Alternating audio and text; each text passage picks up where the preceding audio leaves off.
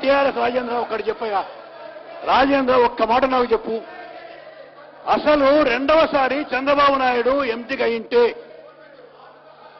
రెండవసారి చంద్రబాబు నాయుడు ముఖ్యమంత్రి అయినప్పుడు 99వ సంవత్సరంలో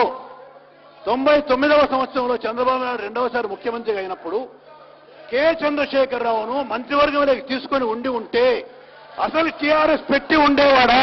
ఈ ఒక్కదానికి జవాబు చెప్పావు నువ్వు. ఈ ఒక్కదానికి జవాబు చెప్పు నువ్వు. కేవలం రాజకీయాలకు వాడుకుంటున్నారు తెలంగాణ రాజకీయాలకు వాడుకుంటున్నారు. తెలంగాణ పట్ల మీకు కాదు చిత్తశుద్ధి ఉంది, చిత్తశుద్ధి మాకుంది తెలంగాణ పైన.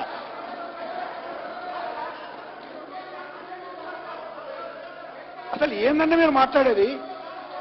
తెలంగాణ పైన తెలంగాణ ప్రజలకు మీ పట్ల విశ్వసనీయత ఉంటే రాజేంద్ర ఎన్ని సీట్లు పోటీ చేశారా మీరు?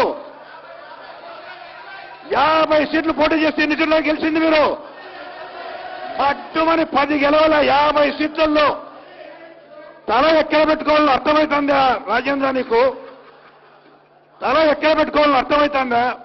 తెలంగాణలో మీకు విశ్వసనీయత ఉందా, మాకు విశ్వసనీయత ఉందా చెప్పు. 50 సీట్లు పోటీ చేసి 10 సీట్లు గెలిచి